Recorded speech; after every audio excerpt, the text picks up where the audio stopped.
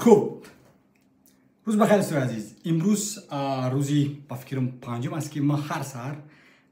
انام خیلی ویدیو کرده استم شاید که تو 10 روز راودین و موضوعی که امروز ما صحبت میکنیم این است که چرا تو هرگز زبان انگلیسی را نمی‌آموزی. خب ما کی هستم که چیزش یعنی شما را توصیه داشتم. ما انگلیسی میدونم تقریبا 10 سال میشود که انگلیسی می‌آموزم و بله در هر روز ما استفاده می‌برم با یعنی این زبان در جای کار باشد، در تحصیل باشد، در دانشگاه باشد و در همه جا. و ما می‌خوایم امروز در این نوار در این ویدیو تجربه شخصی خود رو با شما گپ زنم و شما در گپ زنم که چرا شما هرگز انگلیسی نمی‌آموزید. یعنی هرگز کاملا. سبب اول این است که شما بهانه می‌کنید. ای وقت ندارم. هی امروز درس نبودم، درس انگلیسی نداریم در مکتب. هی جای کار نبودم و وقت برای انگلیسی آموختن نیست. یعنی بهانه ها بسیار از بیست کم تا مستم پایم کنم و یعنی همین چیز سبب می شود که شما زبان انگلیسی را نمی‌آموزید. یعنی بهانه کلمه مشهوری است که وقت ندارم. و دوم سبب این است که شما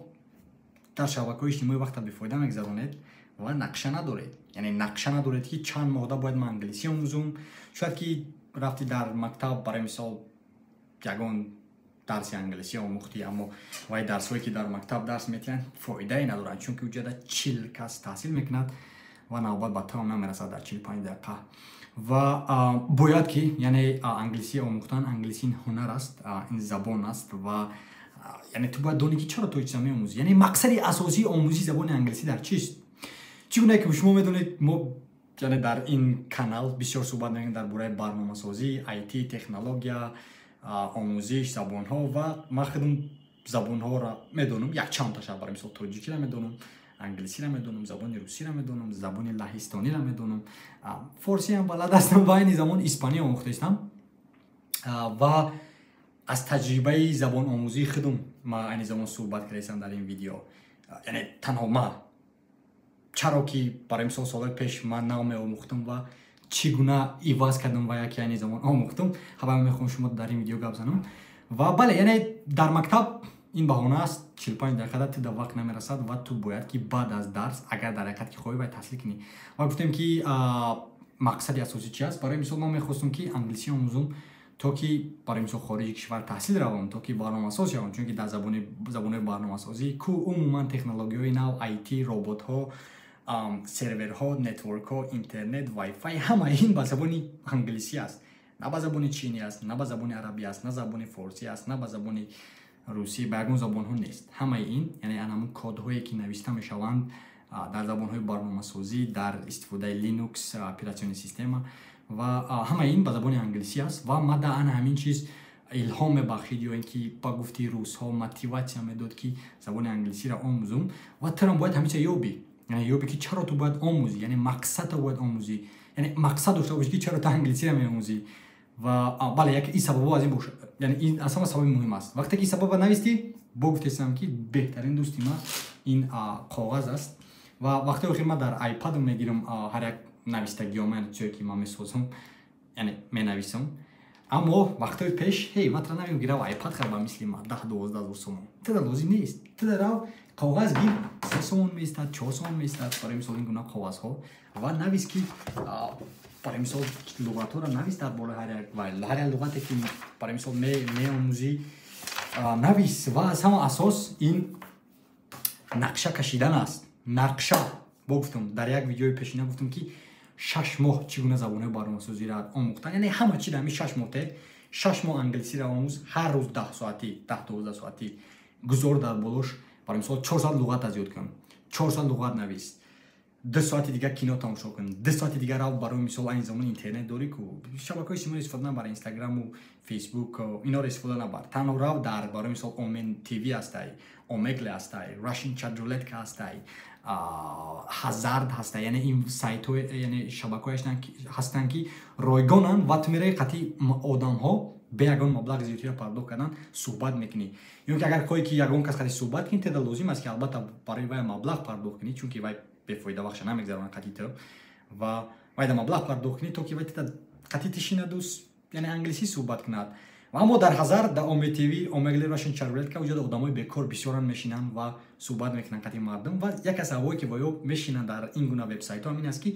وایو میخوان که تجربه گیرن زبان انگلیسی آموزن و هی از روی فاکتور ما وقتی زبان لهستانی میآموختم ما میرفتم در اومی نقطه تیوی و در اونجا آدمو قطعی صحبت میکردم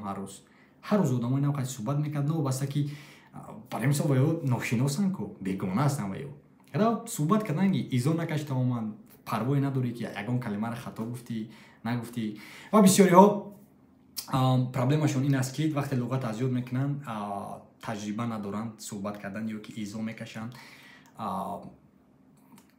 کی ها چی میگن در باره یگان کلمه را خطا گپ زنی شاید که باید بخندن برای مثلا در سیم خانه باشد. اما این زمان اینترنت این بازی را کاملا عوض کرده گیه، خصوصا همین شبکه‌ای که در بالا ذکر کردم. اونجا میروی کسی تر نمیشناسد، کسی تر نمیفهمد که کی چی، میروی صحبت میکنی قطعاً و بوتر برای مثال نابود میکنن یک دست یک کلیتون قطعی این طرف پیسان چون آمد این طرف پیسان چون آمد این طرف یعنی این بازی را کاملا عوض میکند. مردم قطعی شناس شدن و انگلیسی صحبت کردن. بله و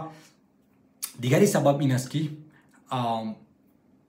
یعنی شوق و رغبت به تحصیل نیست، یعنی شوق و رغبت به تحصیل نیست چون که 4 ساعت هر روز اگر شبکه‌های اجتماعی استفاده برای پست بگه شبکه‌های اجتماعی یعنی ویدیویی که لازم نیستن ولکه معینه سر کاملا در فکری آن همون ویدیوها میشود و دقتی تو کاملا در آن همون ویدیوها میشود و پس میخوای که یگون چه تحصیل کنی ولکه نمیخوای تحصیل کرده چون که تو زیقی خسته گویا اما تو هیچ کار نکردی امروز تنها خستی و شبکه‌های اجتماعی استفاده بودی اینستاگرام استفاده بودی که کی چیکار کرد کی چیکار کرد و تو خودت هم خیلی وقتی که چیزی اصلی میآید تو زبان آموزی کنی زمان وقتی زبان آموزی رو آموختنی هم نمیتونی آموخته چون که الکی همه قوایی که تو داشتی در ویدیوهای 15 ثانیه‌ای شبکه‌های اجتماعی مثل تیک تاک اینستاگرام یوتیوب گذروندی ولکه دیگر معنی سری تو خسته شدگی دیگر نمیخواد تحصیل کردن ولکه دیپرسیا دم میاد الکی در داخل جنگ میشوند نه انگلیسی ناموز نه بیا انگلیسی آموز نه انگلیسی ناموز یا کسی دیگه میگه که بیا تو با وقت بفایده گذروندی این دیگری میگه که نه وقت بفایده گذروندی یعنی ریزو دو تا یا ریزوی خوبه یا ریزوی بد برای مثال ریزوی خوب میگه که ما باید تحصیل کنیم انگلیسی آموزیم اما ریزوی بد میگه که نه چی لازم بیا رویم کنه شبکه‌های اجتماعی رو ببینیم کی چیکار کرد کی دا لایک مون کی ما دا کامنت نوشت اینستاگرام رو ببینیم فیسبوک ادنا کلاسیک رو ببینیم که مرا پدلی چک و با همین هی تو هرگز نمی‌آموزی اگر تو عقل آدم مشکو کاملا نمی‌آموزی تو شلاقی بهنری برای همون یواس کنی چیزا راو سرخیز تلفن تا کاملا نخواب راو آبوزی کن بیا کتاب تگیر 4 ساعت اول یگون چی نخور یک کافه کن و پا تحصیل کن فقط یعنی زمان تو باید تحصیل کنی تو زبان می‌آموزی کو وقتی انگلیسی رو آموختی هی آشنا لکه این بازی رو کاملا عوض می‌کند امکانیت ها از روی یک قبچه امکانیت دمیاد برای بسیار فکر کرده تا این زبان تاجیکی رو میدونی و تنها معلوماتی رو میفهمی که با زبان تاجیکی نوشته شدگیان و تنها در داخل تاجیکستان. اما اگر انگلیسی را دونید نه تنها بریتانیا یا که کانادا یا که استرالیا یا که زلاندیا نو یا که نایجریا تنها تمامی سیاره زمین با این زبان گفتگو میکنن علاقه زبانی بین المللی است یعنی زبانی که هر یک ساکنی سیاره زمین باید که داند چیزی تا که موافق شود یعنی بیزنس پلان میروی انگلیسی دانشگاه میروی انگلیسی آیتی دا میروی انگلیسی اکونومیک دا میروی انگلیسی شرکت خارجی دا میروی انگلیسی همین زمان کامپیوتر میکشوی انگلیسی یعنی همه جا انگلیسی است و اگر که تو ندونی تو الکی رقابت پذیر نیستی تو ربات های واس الکی کردگان ربات های واس تو کسی با جای کار نمیگیرد تو مبلغ نمیتید کسی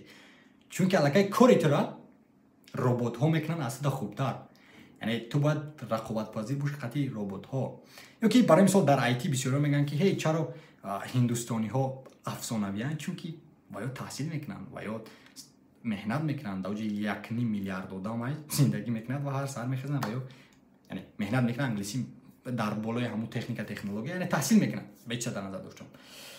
خب بله این دیگه موضوع است. این موضوع بعد یگان ویدیو دیگر هم میکنم چون که ما با هندوستانی‌ها بسیار